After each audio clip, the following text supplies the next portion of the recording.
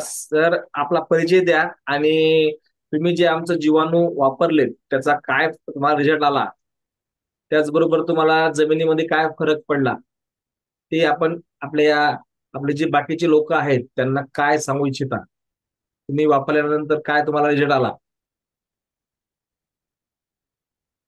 पहिले आपला परिचय द्या. सर्वप्रथम मी माझं नाव सांगतो. हा. कमलेश प्रभाकर पाटील. मी राहणार निशाणे खुर्द, तालुका धरणगाव, जिल्हा जळगाव. हा. हा. मी दत्ता ऐकून आपलं इनहॅन्सर म्हणून जीवाणू कल्चर आहे ते मागवलं होतं. हा. त्याचा आपण दोन ठिकाणी वापर केलेला आहे. एक कापसाला आणि दुसरा भेंडीसाठी. हम्म. तर कापसाला आपल्याला अत्यंत चांगल्या प्रकारे त्याचे रिझल्ट आले आहेत. आपण कुठल्याही प्रकारचं ह्युमिक सोडलेलं नाही किंवा कुठल्याही प्रकारचं रासायनिक खत त्या क्षेत्रात दिलेलं नाहीये. हम्म. हम्म. आणि त्याच्या पलीकडे आपण दुसरं एक क्षेत्र आहे, त्याला ह्युमिक सोडून देखील तेवढी वाढ नाहीये. हम्म. हम्म. इनहॅन्सरमुळे आपल्या जमिनीत जीवाणूंची संख्या वाढली आणि न खत देता त्याला त्या पिकाला खत भेटलं. जे हम्म. जमिनीत फिक्स झालेलं खत होतं ते त्याला भेटलं. त्या एका एकरला आपण कुठल्याही प्रकारचं खत दिलेलं नाही, रासायनिक किंवा जैविक. हम्म. हम्म. आणि राहिला भेंडीचा तर तुम्ही बघू शकता. जर तुम्हाला दिसत असेल तर हे बघा, हा माझ्या मागचा जो प्लॉट आहे हा भेंडीचा प्लॉट आहे.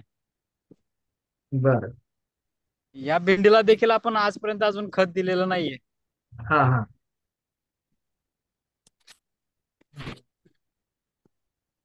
तर भेंडीच्या एवढे प्लॉट तुम्हाला काय काय फरक वाटला. सर भेंडीच्या प्लॉट मध्ये जी भेंडीची ग्रोथ आहे हम्म. ती योग्यरित्या झालेली आहे. तिला फुटवे पण चांगले आलेले आहेत. आणि जमीन आपली एकदम अशी मऊ झालेली आहे तिथली. जेवढं म्हणजे आपण तुम्ही तुम्ही जेवढ्या क्षेत्रामध्ये जीवाणूचा वापर केला त्या ठिकाणची जमीन मऊ झालेली आहे आणि बाकीची हो, जमीन कडक आहे. अजून अजून तरी कडक आहे. आता बर बर. इथला जर आपण जिथं जीवाणू कल्चर सोडलंय तिथला जर आपण त्या मातीचा गोळा केला, हा. गोळा जर असा फेकून मारला ना तर तो गोळा फुटतो एकदम. हा. हा. हा. इकडचा जो जी माती आहे ती हा. जर आपण तिचा गोळा केला लाडू सारखा आणि तो जर हम्म. आपण एखाद्या भिंतीत म्हणा किंवा कुठे झाडाला वगैरे मारून फेकला तर तो चिपकून बसतो. हा. हा.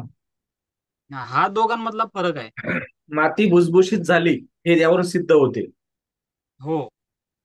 हम्म.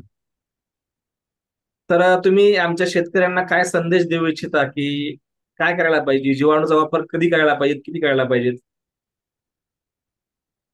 सर माझ्या माहितीप्रमाणे तर जीवाणू हे आपण लागवडीच्या अगोदर जर सोडले तर हम्म. उत्तम असे रिझल्ट आपल्याला त्याचे भेटतील. कारण लागवड केल्यानंतर आपल्याला त्याला रासायनिक खत वगैरे द्यावं लागतं. तर जीवाणू जर आधी आपल्याला सोडलेले राहिले तर त्या पिकाला आपल्याला लवकर ते अपटेक खत जे आपलं जमिनीत फिक्स झालेलं आहे ते लवकर अपटेक होतं.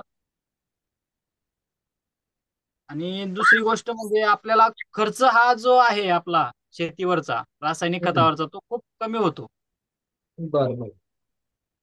चला, कमलेश सरच एक जबरदस्त अनुभव आपण या ठिकाणी बघितलेला आहे. कारण कमलेश सरांनी आपले जीवाणू वापरले त्यामुळे त्यांच्या पिकामध्ये खूप सारा बदल झालेला आहे. त्याचबरोबर कमलेश सरांची जमीन सुद्धा भुसभुशीत झालेली आहे. मित्रांनो, सर्व शेतकऱ्यांनी जर उत्पादन वाढवायचं असेल तर जीवाणूचा वापर करणं खूप गरजेचं आहे, ही काळाची गरज आहे. So thank you. Wish you wealth.